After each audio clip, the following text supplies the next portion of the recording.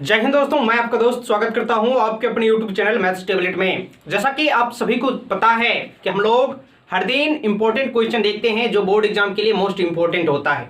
तो चलिए आज हम लोग ऑब्जेक्टिव टाइप क्वेश्चन देखेंगे जो कि मैथ का है और ये है द्विघात समीकरण चैप्टर से। तो चलिए बिना देर के हुए क्लास स्टार्ट करते हैं। उससे पहले अगर आप इस चैनल पर नए हैं तो इस चैनल को लाइक कीजिए, सब्सक्राइब कीजिए और अपने दोस्तों में शेयर जरूर कीजिए।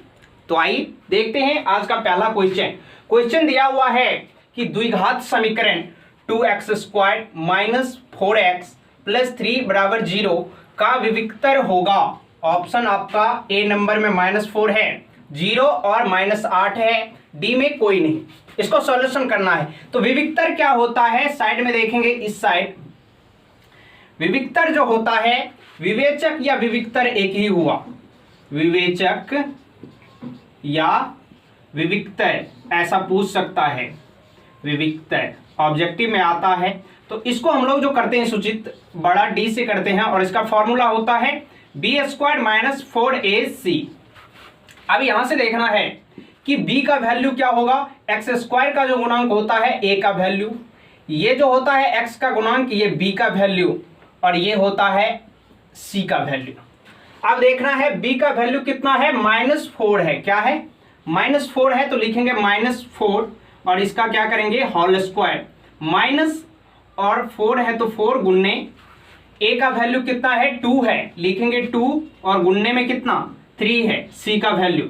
अब इसको कैलकुलेशन करेंगे कितना होगा, 4 चौके 16। अब इसको गुन्ना कर देंगे, 4 दूनी 8 और 8 तिया कितना 24, ये हो गया। अब इसमें से अगर घटाते हैं तो कितना आता है, 24 में से 16 जाएगा, कितना बचेगा 8 बचेगा। और ये किस चीज में होगा, क्योंकि यहां से माइनस में है, 24 का चिन्ह क्या है माइनस है तो यहां पे क्या लगेगा माइनस।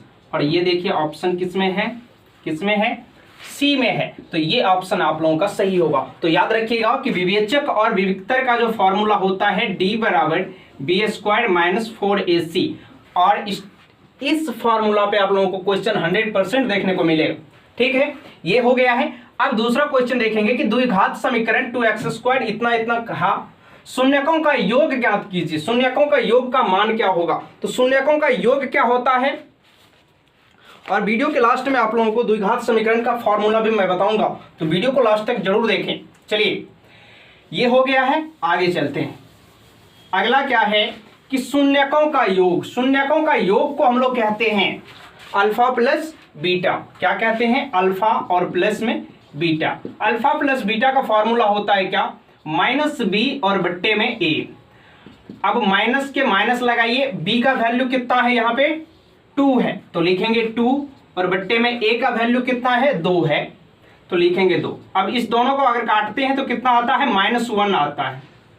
तो शून्यकों का योग कितना आया -1। देखेंगे ऑप्शन में है -1, क्या होगा कहीं मिसप्रिंट है, यहां पे होगा -1, यहां पे क्या होगा -1 होगा। तो ये हो गया इसका आंसर ए नंबर। अब अगला क्वेश्चन देखेंगे 2x + 1 और 3x - 2 बराबर 0 को हल है।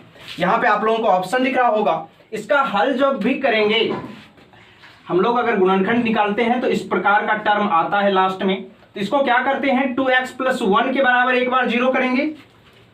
इधर देखिए साइड में क्या होगा, 2x + 1 के बराबर एक बार 0 करेंगे और एक बार किसके बराबर इतना 3x - 2, 3x और -2 के बराबर एक बार 0 करेंगे। इधर से अगर x का मान निकालते हैं तो क्या होगा, 2x बराबर ये प्लस में है तो इधर जाएगा माइनस में होगा, इसलिए x बराबर क्या हो जाएगा -1 और बट्टे में 2, ये हो गया।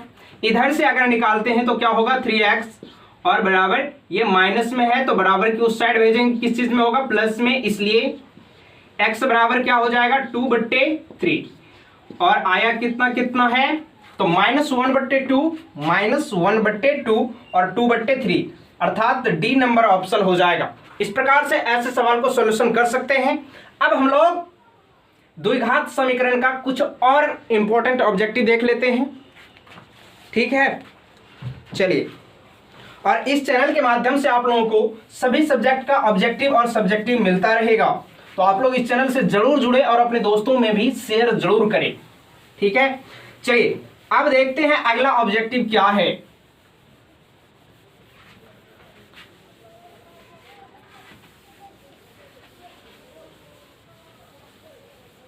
और अगर किसी भी चैप्टर में आप लोगों को दिक्कत हो तो उसका आप लोग कमेंट करके पूछ सकते हैं। कोई भी ऑप्शन में दिक्कत हो, कहीं भी कोई क्वेश्चन में, और आप लोग तैयारी अच्छा से कीजिए क्योंकि बोर्ड एग्जाम नजदीक आ चुका है। अब देखेंगे अगला क्वेश्चन। एक क्वेश्चन है,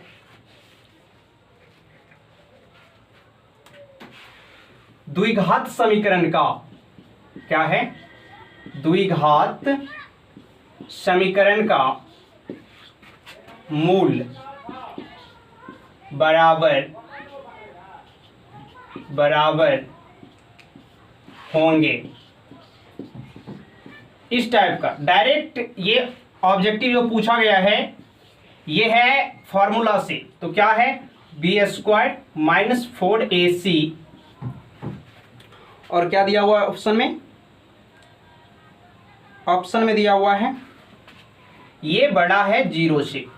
बी नंबर ऑप्शन है b² माइनस 4a और c, ये छोटा है 0 से। और सी ऑप्शन दिया हुआ है b² माइनस 4ac और बराबर 0। डी नंबर में दिया हुआ है none of this, none of this. अब यहां पे क्या कह रहा है, मूल बराबर होंगे। तो मूल जब भी बराबर होता है तो वो किस कंडीशन में होता है, इस कंडीशन में होता है। डी अगर 0 के बराबर हो, जिसको हम लोग ऐसे लिखते हैं, डी बराबर होता है ना b² माइनस के 4a और c।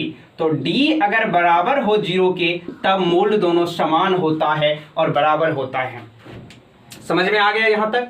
तो ऐसे आप लोग ऑब्जेक्टिव को सॉल्यूशन करके देखिएगा और एक एक ऑब्जेक्टिव मोस्ट इंपॉर्टेंट होता है। अब हम लोग कुछ फॉर्मूला के बारे में बात करते हैं। ठीक है,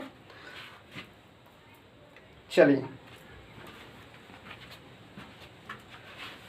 फॉर्मूला, इसका फॉर्मूला मोस्ट इंपॉर्टेंट होता है कि डायरेक्ट, क्योंकि फॉर्मूला से आप लोगों को पूछ सकता है ऑब्जेक्टिव। ऑब्जेक्टिव बनेगा कहां से, फॉर्मूला से ही बनता है। अब देखिए, एक होता है मूल सूत्र, मूल सूत्र, और एक होता है, इसी का दूसरा नाम है द्विघाती सूत्र, द्विघाती सूत्र। ये क्या होता है, इसको हम लोग x से सूचित करते हैं, और x बराबर होता है -b plus minus under root D बट्टे क्या होता है 2a। और यहां पे जो d है ये एक विवेचक है। विवेचक का आप लोगों को फॉर्मूला बताए हैं पहले ही, क्या होता है b² माइनस 4a और c। तो ऐसा भी दे सकता है कि d के स्थान पे यही चीज लिख दे कि b² minus 4ac under root के अंदर, तो ये भी सही होगा।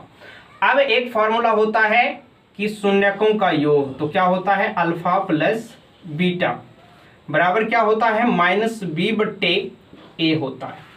ये शून्यकों का योग है, लिख सकते हैं यहाँ पे शून्यकों का योग, शून्यकों का योग। अब शून्यकों का गुणनफल क्या होता है, अल्फा इंटू बीटा, ये होता है क्या c बट्टे a होता है।